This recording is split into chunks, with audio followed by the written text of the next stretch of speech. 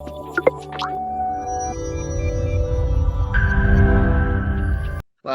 evening to you. Okay, so Rohit, my first question to you is, where do you see the growth of, the EV infrastructure in India currently? And if you can also kindly elucidate, what is the difference in growth when you compare it with other countries? Mostly the Asian countries, the European countries, or the US. And as you know, China is still leading the EV ecosystem. Okay, in our Asian regime, Vietnam is also developing the components hub. Okay, and Europe is also coming up with lot of initiatives and scheme to boost the infrastructure. So, what do you see India in terms of the growth in the EV infrastructure space?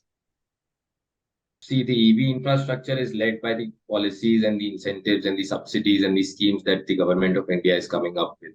We have made certain commitments in the Paris Agreement, which needs to be fulfilled by 2030, which are not easy.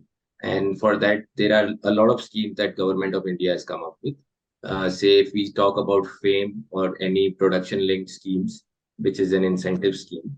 All these schemes have helped India in boosting the sales for EV vehicles in the country in the past years. If we talk about the sales on year-on-year basis has gone up by 155% in 2023.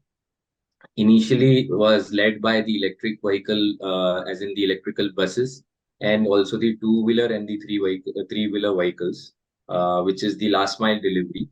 So I still feel that the four-wheeler segment has not seen that those kind of sales. Still, the various automakers are coming up with various models which will be launched this year and the next year, especially talking about Maruti and various other leading automakers. So I'm sure that all these schemes and incentives will reflect in the coming years in terms of the sales. Especially if we are also going to build up the charging infrastructure, which is where we are lacking right now, especially in the rural areas. So I'm sure there could be a public-private partnership which can be worked on, and we can look at various models which we can work on and have more chargers and charging stations installed over the country. When we talk about other countries, I'm sure China and Norway are leading in the front because especially all these other countries, they started early, much before when we started. So, and the speed and scale at which they have been able to implement the charging infrastructure, especially because that is the key for any country to grow in terms of the electric vehicle segment. So they have been able to do that quite rapidly. Especially if we talk about London, there are various other schemes that they've come up with and policies. London has come up with a policy in central London. When you go, there are green zones that they've made. So when you go and drive a petrol or a diesel vehicle, you will have to pay some extra taxes. So these kind of policies, even Indian government might come up in near future, and we'll wait for that. I'm sure that we'll get there. Especially the only thing is we'll have to have this appropriate charging infrastructure in place, and only then we can think about all these things. Okay, so my next question to you is, when you speak about, the overview, okay, so can you please give us a clear overview of EV adoption in India? Okay, and that is, in terms of affordability and, and both in terms of technology, and where is the progress it has currently made right now? When we talk about the EV infrastructure, EV vehicles in India right now, especially driven by the policies like FAME and PLIs, we are gaining momentum right now. But I'm sure we are still lagging behind. The targets that are set by Niti Aayog are way higher. They are talking about almost 80% of the buses should be electrical. 70% of the two-wheeler and the three-wheeler vehicles should be electrical. So that is where we are going to in by 2030, and I hope that we will be able to achieve it.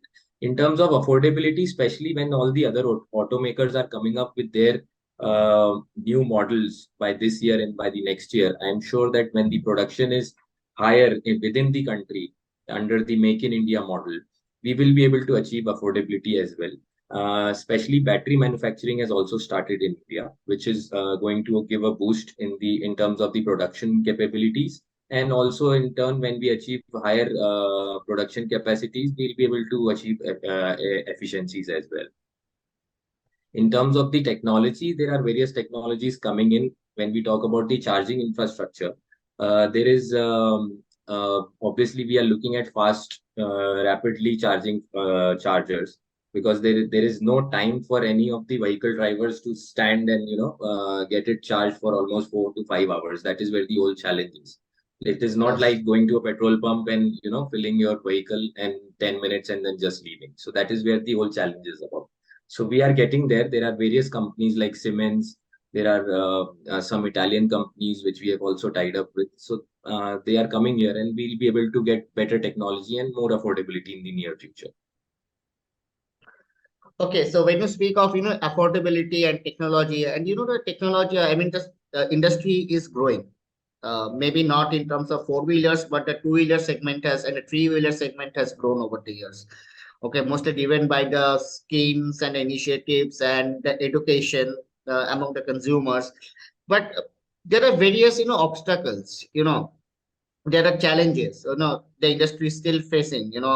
It's not only about the components and hardware challenge, it's also about the turmoil within the government institutes and among the companies also. Like we have seen the reports how the famous scheme has gone through a lot of turmoil among the government and the association as well as the two-wheeler makers. The Ether Energy, I don't want to speak of the names, but the famous scheme has gone through a great. So there are a lot of challenges, but currently, where do you figure out, the current challenges uh, that is still, hindering the growth of the sector anywhere? What are the solutions that you think are actually required to make it globally competitive? You're absolutely right. There were a lot of arguments about the various schemes like FAME and other schemes which the government has come up with, especially when we speak about the electric buses. The subsidies were only going to the state bodies, not to the private buyers who were wanting to buy the buses. Similarly, in two-wheelers also, there has been a lot of debate about the FAME 3 and how could we, stop the subsidies in one go, and that will these sales in the next years will be very low. That is what the people have been debating about. So there have been various challenges from the government side and from the manufacturers as well. But talking about minute challenges that we look at when we work on ground, the major challenges, there are various policies by the central government and the state government as well. But there is no coordination in between them. Like for an example, if we go and we want to put up a charging station, we have to go to the state electricity board. They don't have a clarity of what exactly do they have to do. They've got the policies, but the SOPs are not made till now. If we go, we have to look at getting a transformer. Then subsidized meters are also a compulsion. You cannot work on a normal meter.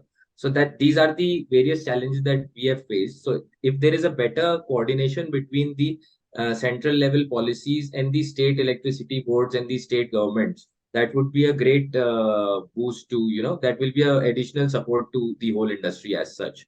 Apart from this, there are various models where the government has come up with tenders. So those tenders also have taken a lot of time. That is what I feel. Normally talking, we take up to 6 months to a year to get one tender floating and get the buses. If we talk about the electrical buses tenders, or maybe any other tenders, we take at least six months to 1 year to get on ground. So that is where the whole time process, it is a very time taking process. That is what we have seen. And apart from that, the various infrastructure challenges or have also been there, especially if we talk about the fleets today. There are various fleets which are coming up, especially in the metro cities. They will require certain places to be allotted for their charging hubs. If those charging hubs are not made now, each and every driver is not going to take the car to his house like they do for a petrol vehicle or a diesel vehicle. They will need a place to charge their vehicles. Any driver cannot put up a charging infrastructure in their houses. It is the government's responsibility to get a place allotted for these EV fleet operators where they can park their vehicles and also have a charging hub where they can come and charge their vehicles right there. So these are the few But challenges that we sorry to interrupt, but right now we are also coming up with on-the-go charges, right? People can carry charges with them. that is there, but that is a if we talk about affordability, so that is another challenge. So we can have that on the go charges, but those are going to be more expensive, and in turn the per kilometer charge is going to be higher. So these are the various challenges that we are facing right now. Okay. So there is a question, which I actually forgot to mention over here since we're also doing a story out of it. Okay. So as you are an EV expert also, so as an entrepreneur, speaking of the European, the EV ecosystem. So it is now in a huge competition among the Asian countries and especially the US. So do you think, because as per some report, like Norway and various other countries are also leading the front, so do you think that in the coming few years, Europe will take the entire, I mean, Europe will surpass the entire growth of the EV market, when you compare to US and Asian countries? You know, are there any particular challenges in the European countries? Where do you think the European EV ecosystem is currently standing?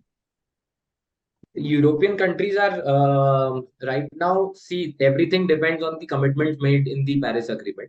European Hmm. markets are mandatory markets. It's a compulsory market. It is not based on what do you call that? It is like a mandatory thing for them to implement the various commitments made by them.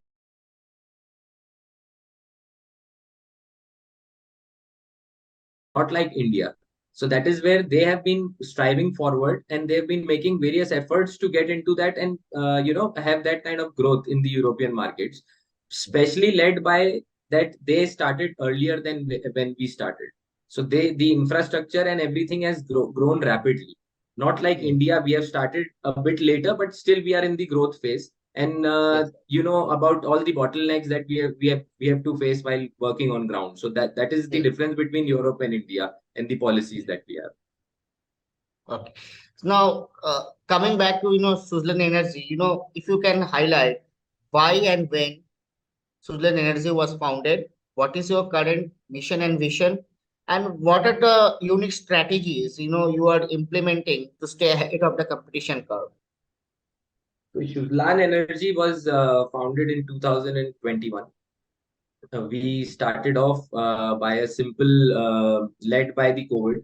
In COVID, we saw that the number of vehicles used were very low, and in return, we had a very low pollution index in the various metro cities in the country. So that is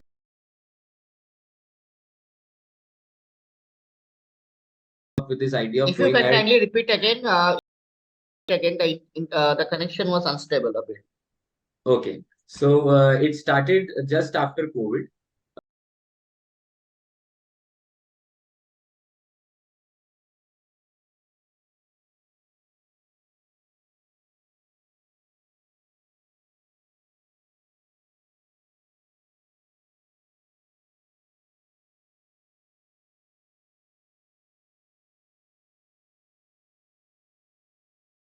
Infrastructure in the country, and help the EV vehicles to be adopted across sectors. That is what the basic idea is. When we talk about Shuzlan, we are very much clear on the solutions that we are providing. We are not here to have the highest number of chargers in the country. We are not in that competition at all. We are just here to have the number of chargers where we can have the highest utilization rate. Rather than having the number of chargers, we want to have the highest utilization rate per day on per charger. So that is how the idea came up. Talking about other CPOs, we look at a lot of chargers have been installed over the years, over the past 3 4 years, but the utilization rate has not been very high, and the life of a charger is not more than say 10 to 12 years. So when we talk about the first 4 years or the first 5 years, there has been not very high utilization. I mean, talking just next to nil. That is where the whole ROI and the IRR goes down the drain. So that is what our basic solution is, that we will come up with chargers only on a captive model. See, we have a mix of 80/20. 80% of the chargers that we are going to install are going to be for the fleet operators and the bus operators or the two-wheelers and the three-wheelers last mile delivers. Hmm. We are creating charging hubs right there in their parking spaces.